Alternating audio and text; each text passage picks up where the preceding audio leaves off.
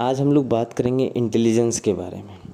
जैसे कि हम लोग स्कूल टाइम में जब क्लास में बैठे रहते थे तो हमारे अंदर ये होड़ मची रहती थी कि कौन सबसे पहले मैथ्स का क्वेश्चन, फिजिक्स का क्वेश्चन सॉल्व करके सर को दिखाएगा।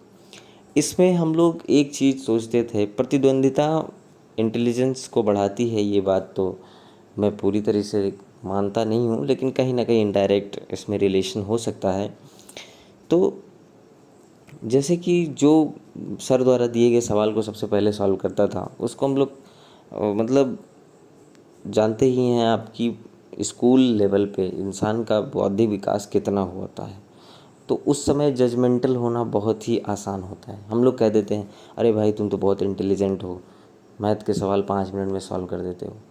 बट जैसे जैसे हमारी बौद्धिक क्षमता का विकास होता है, हमें पता चलता है कि सिर्फ लॉजिकल सवाल या मैथमेटिक्स को सॉल्व करने को इंटेलिजेंस नहीं कहते हैं। इमोशनल इंटेलिजेंस या इंटेलिजेंस की बात करूं तो इंटेलिजेंस जो होता है, बुद्धिमत्ता, हम लोग कहते हैं कि मनुष्य एक जानवर था और जानवर से मनुष्य को मानो इंसान किसने बनाया? बुद्धिमत्ता ने, विजडम ने, इंटेलिजेंस ने। कहीं ना कहीं हम लोग इवोल्यूशन के दौरान हमारा बुद्धि का विकास हुआ, हमारी बौद्धिक क्षमता विकसित हुई, हमारा जो है इंटेलिजेंस विकसित हुआ, तो ईआई विकसित हुआ। और ईआई का हमारे लाइफ में इस तरह का इस्तेमाल है। मैं आपको एक एग्ज़ाम्पल देता हूँ। मान लीजिए कोई लड़का है, वो एम्स में है, वो सबसे तेज़ है, मतलब बहुत तेज़ है, एक दिन बहुत बड़ा डॉक्टर बनेगा ऐसा माना जाता है। और उसकी गर्लफ्रेंड से उसका अनबन हो गया और उसने गन उठाया और उसको शूट कर दिया। और यहाँ पे जानते हैं किस चीज़ की कमी है? ये नहीं कि उसको गुस्सा आया और मार दिया उसने, उसके अंदर ईआई, इमोशनल इंटेलिजेंस की कमी है, इसलिए उसको गुस्सा आया और वो सेल्फ रेगुलेट नहीं कर पाया खुद को और उसने गोली मार दिया। तो यहाँ पे इम्पोर्टेंस क्या है? मेरे जो पढ़ाने का जो इम्पोर्टेंस है, ये मैं आपको बताना चाहूँगा कि emotional intelligence is a very essential part of our life.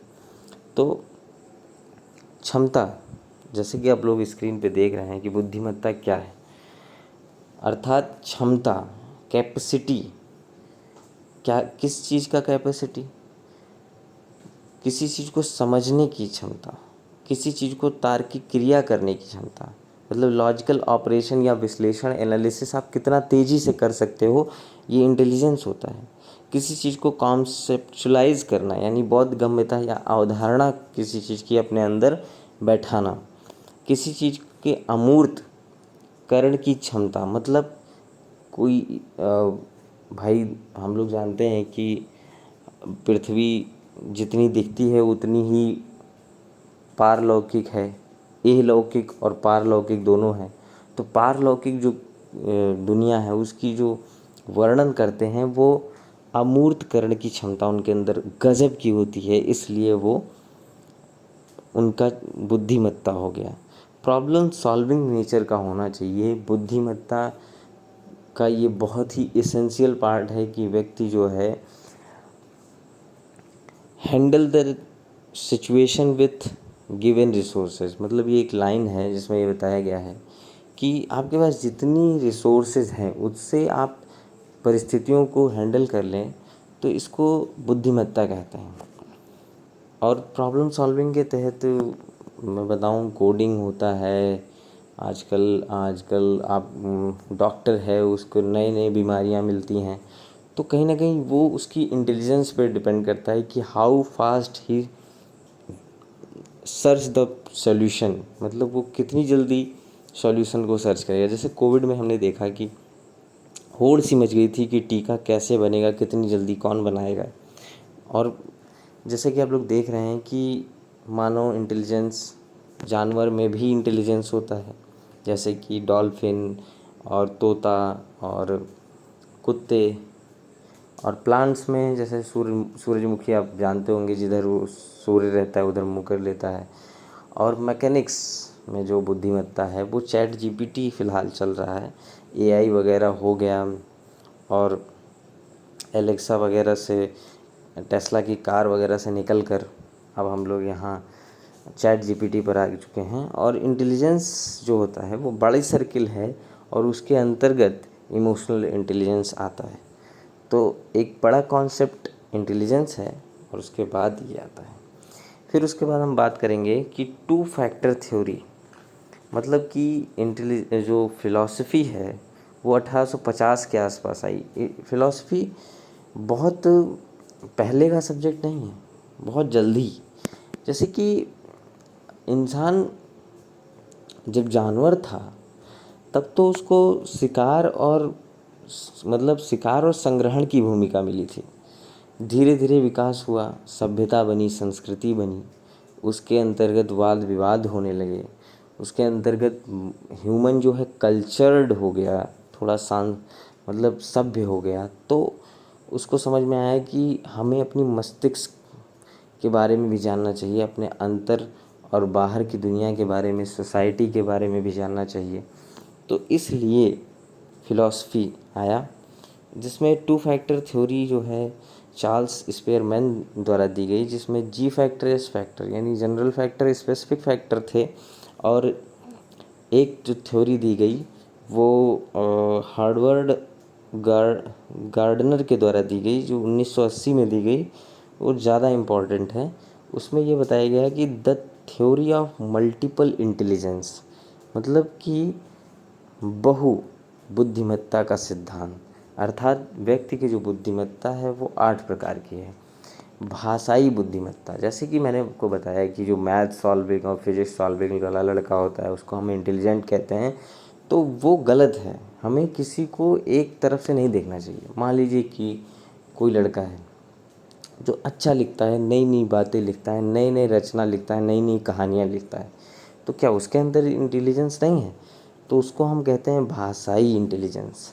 फिर उसके बाद स्पेशियल मैप, मतलब कि किसी अंदर स्थान के लेकर बहुत बड़ी बुद्धिमत्ता जब होती है। जैसे गूगल मैप जब नहीं था तो लोगों में जो है स्थान को लेकर बहुत विवाद होते रहते थे कि इतने में कितना बड़ा घर बनेगा, इतने में क्या बन सकता है। इसके स्पेशलाइज्ड पीपल को कहते हैं आर्किटेक्ट। फिर उसके बाद प्राकृतिक, मतलब नेचुरलिस्टिक, मतलब इसका ये हुआ कि अगर हम पूरे भारत, पूरे मतलब विश्व के प्राकृतिक भ्रमण पे निकल पड़ें तो हम खो जाएंगे।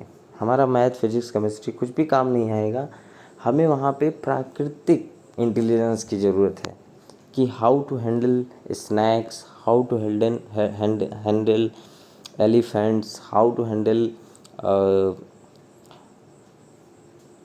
Naxalites, how to handle forestry peoples. मतलब हमें तरह तरह के लोगों को मिलना पड़ेगा, तरह तरह के लोगों से, तरह तरह के विचारधाराओं से ग्रसित लोगों से मिलना पड़ेगा, और उसके लिए हमें नेचुरलिस्टिक इंटेलिजेंस की ज़रूरत है।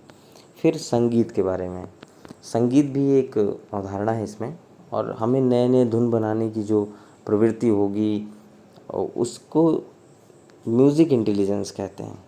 और जैसा कि मैंने बताया मैथ वाला, तार्किक एवं गणितीय बुद्धिमत्ता, जैसे इंजीनियर डॉक्टर वगैरह बनते हैं तो वो भी एक इंटेलिजेंस ही है। बॉडीली इंटेलिजेंस, मतलब कि आपके अंदर कितनी बॉडी को संभालने की क्षमता है, या यूँ कहें कि आप बॉडी से कितना अच्छा वर्क कर सकते हो। आज तो तरह तरह के एक्टिविटीज़ है। अगर मान लीजिए आप रनिंग करते हो और आप रनिंग के बेताज बादशाह, और आप रनिंग के तरह तरह के तरीके जानते हो, तो इसको कहेंगे कि बॉडी इंटेलिजेंस। फिर उसके बाद जो हम लोग इमोशनल इंटेलिजेंस की बात कर रहे हैं, 6 हो गया। अब 2 जो बता, मतलब इंटर पर्सनल, जैसे इंटरपर्सनल इंटेलिजेंस और इंट्रापर्सनल इंटेलिजेंस, मतलब अंतर्वैयक्तिक इंटेलिजेंस और अंतःवैयक्तिक इंटेलिजेंस। मतलब अंतर्वैयक्तिक मतलब ये हुआ कि जैसे कोई नेता है, वो दूसरों को समाज में देखेगा और उसी हिसाब से अपनी बात को बोलेगा, तो इस तरह से हम समझ कह सकते हैं कि एक नेता में इंट्रा पर्सनल इंटेलिजेंस होता है। और कोई व्यक्ति है जो कहता है यार मैं पढ़ने में तो बहुत ठीक हूँ बट मैं मेहनत नहीं कर पाता हूँ। वो कहता है कि यार मैं स्मार्ट हूँ बट मैं लड़कियों से बात करने में मैं उतना फ्रेंडली नहीं हूँ। तो ये वो खुद को समझ रहा है, ये भी एक तरह का इंटेलिजेंस ही है। बहुत सारे ब्रह्मांड में लोग हैं वो अपने आप को समझ ही नहीं पाए आज तक, तो इस तरह से वो असफल हैं। और वो जो इंट्रापर्सनल है, वो जो अपने आप को कंट्रोल कर सकता है, अपने मन, इरादों एवं मनसा, मतलब जो इंटरपर्सनल है, जो व्यक्तियों को समझने की क्षमता रखता है, वो जो है उनके इरादों और मनसा को भी समझ सकता है और उसको भांप कर कंट्रोल भी कर सकता है। जैसे कि आप समझ रहे होंगे कि यदि मैं जान जाऊं कि मेरा दोस्त मुझसे क्या चाहता है, तो मैं पहले ही उसके लिए प्रिपेयर हो जाऊंगा कि मैं कैसे उससे लड़ूंगा, मतलब उसके काउंटर में मैं क्या बोलूँगा। तो इस तरह से हम लोग जो है इंटेलिजेंस के बारे में सीखे। अब गोलमैन जो है, डैनियल गोलमैन एक बहुत बड़े दार्शनिक हुए हैं जो मतलब इमोशनल इंटेलिजेंस के बारे में बताते हैं। तो डैनियल गोलमैन कहते हैं, उनकी किताब भी है intelligence, emotional intelligence why it can matter more than IQ. जैसे कि डैनियल गोलमैन ये भी बताते हैं कि EI is more matter than IQ. जैसे कि मैंने पहले ही बताया कि अगर वो गन से शूट कर देगा तो आईक्यू धरा का धरा रह जाएगा। तो अगर इसको ऐसा ना माने कि मोर मैटर करता है, ज़्यादा मैटर करता है, तो इतना तो मान सकते हैं कि दोनों का कॉम्बिनेशन मैटर करता है। अर्थात हमें आईक्यू और ईक्यू दोनों साथ लेकर चलना चाहिए।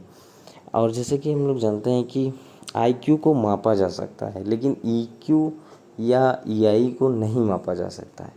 तो ये कहीं ना कहीं एक बड़ी अवधारणा है, एक कॉन्सेप्चुअल अवधारणा है। और जैसे कहते नहीं हैं कि जिनको माप सकते हैं तो उनकी कीमत होती है, मूल्य होता है, लेकिन जिसको नहीं माप सकते उसकी अमूल्यवान होता है वो।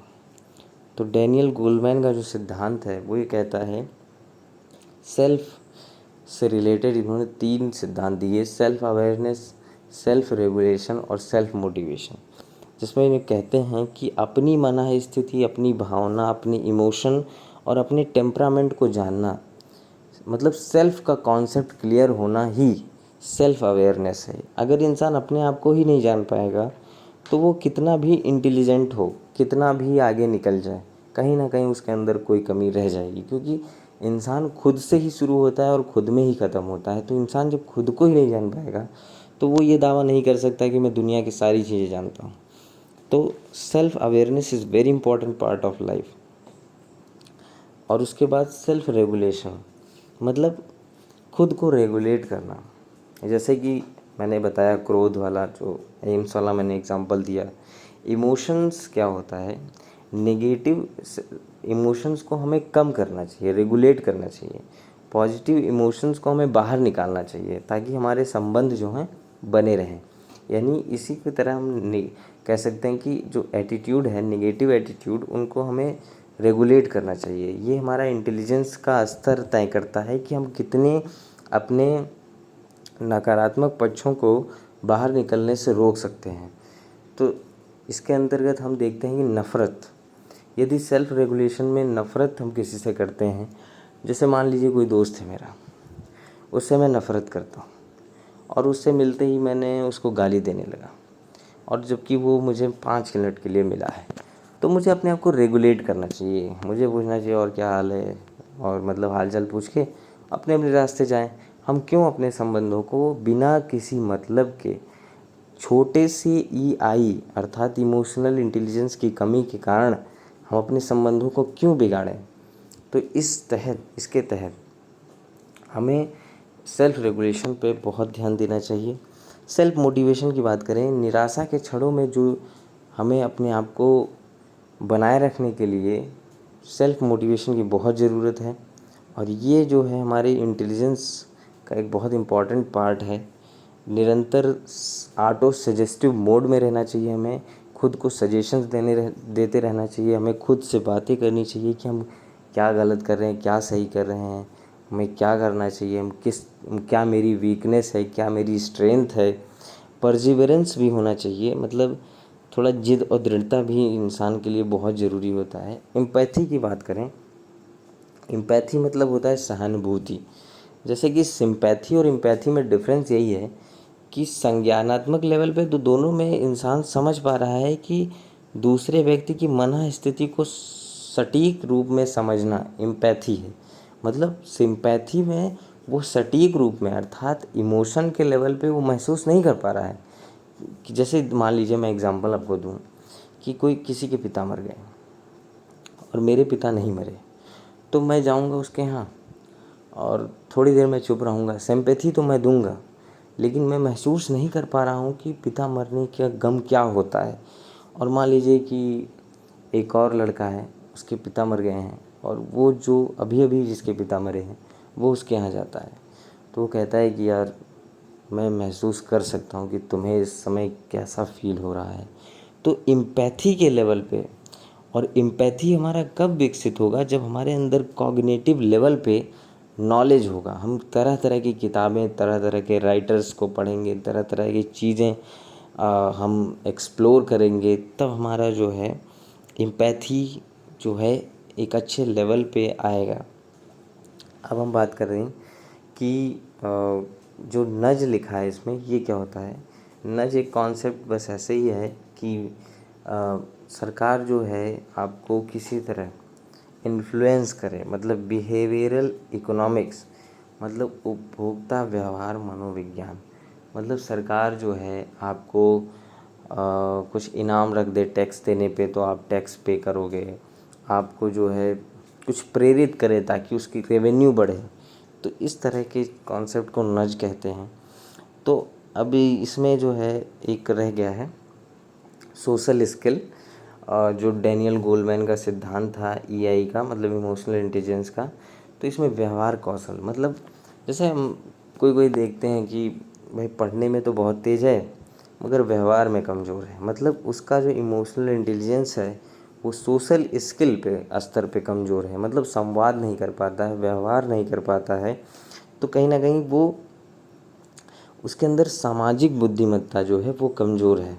मतलब दोस्त, ऑफिस, फ्रेंड्स से मतलब कम बोलता है, या बोलता है तो तरह तरह की इलॉजिकल चीज़ें को बोलता है, तो उसका जो है सोशल स्किल कम है। और फिर बात करते हैं कि हाउ टू लर्न ईआई, मतलब ईआई को कैसे सीखते हैं। तो जैसे कि हम लोग जानते हैं एटीट्यूड हो या ईआई हो या कुछ भी हो, परसुएशन हो, संज्ञानात्मक लेवल पे हमारे लिए बहुत ज़रूरी होता है कि हम किसी के प्रति एटीट्यूड बनाते हैं तो वो नॉलेज के आधार पे बनाते हैं। तो इसमें भी है ईआई, यदि नॉलेज है हमारे पास तो उसी स्तर की हमारी जो है थिंकिंग होगी, मोटिवेशन होगा, एम्पैथी होगा, हमारे अंदर अवेयरनेस भी उसी लेवल का आएगा जिस लेवल पे हमारे पास कॉग्निटिव नॉलेज होगा। यानी हमारा जो ईआई है वो काफ़ी बेहतर होगा, कम समय में हम अच्छी ईआई को गेन कर सकते हैं। और इमोटिव लर्निंग, मतलब भावनात्मक रूप से हमने क्या क्या सीखा है, मतलब बचपन से ही हम भावनाओं के स्तर पे विकास हमारा शुरू हो जाता है। और ईआई के फ़ायदे क्या क्या हैं, जैसे कि ईआई के फ़ायदे यही हैं कि समाज में जीना सहज हो जाता है, हमें एम्पैथी के लेवल पे लोगों से जुड़ने में आसानी हो जाती है, हम जो है अपने आप को सही रूप में दिखा सकते हैं, अर्थात जो सेल्फ अवेयरनेस है उसके तहत हम अपने आप को सही स्थिति में ला सकते हैं। और सेल्फ मोटिवेशन तो एक बहुत इम्पॉर्टेंट चीज़ है, ये हमारे अंदर होना ही चाहिए। चाहे ईआई एक बार को हम इग्नोर कर सकते हैं, लेकिन इग्नोर करने लायक इसमें कुछ भी नहीं है, but self motivation is a very important thing. Thank you very much.